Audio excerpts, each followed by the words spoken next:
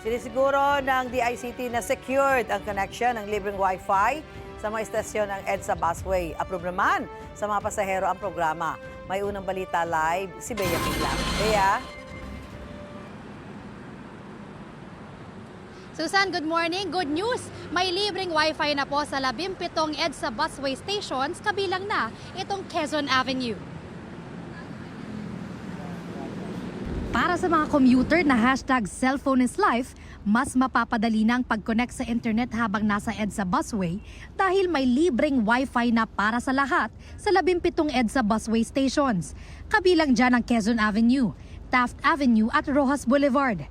Nasa 40 hanggang 60 Mbps ang Wi-Fi speed.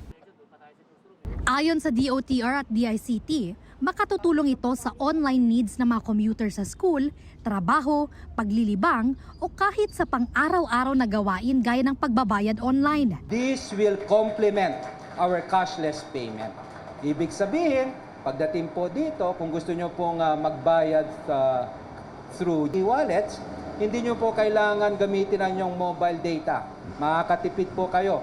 Kaya kahit hindi pa nasusubukan ng mga commuter na nakausap natin, good news daw ito para sa kanila. Hindi lang daw kasi ito helpful, makatitipid pa raw sila. Very helpful po siya kasi kapag kunyari pauwi na kami, nakakapag-update kami sa mga parents namin or relative na okay, pauwi na po kami and pabuksan na lang yung pinto. Even sa mga katim namin sa work, nakakapag-update kami. So very helpful siya pagdating sa pagko-communicate. Pag walang load yung tao, 'di ba? Tapos yung mga biglang mga sakuna, madaling makapagsagap ng dahil may free wifi. Habang nasa biyahe yung mga passenger, may way para makapaglibang sila. Like, communicate with relatives, especially kapag walang data yung pasahero. Lalo na nowadays more on electronics na tayo mga e-wallets, ganun. Mas maganda kung pwede na rin magbayad sa bus ng mga e-wallets. Pero ang free-for-all Wi-Fi program sa EDSA Busway, safe kaya laban sa mga scam? Yung Wi-Fi namin secure. Hindi kasi minsan may makikita ka na lang na SSID, magko-connect ka doon, babala sa publiko.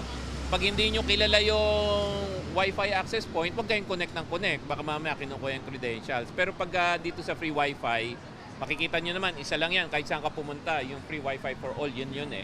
Mas secure yan.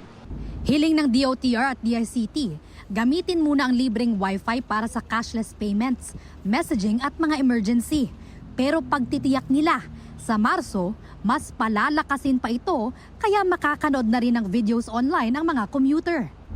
Dadami rin daw ang mga EDSA Busway station na malalagyan ng libreng Wi-Fi pag natapos na ang Station Rehabilitation 1. Gusto rin nilang mapalawak pa ang free Wi-Fi for all program sa public transport sector, kabilang na sa mga tren, express o skip bus at mga pantalan.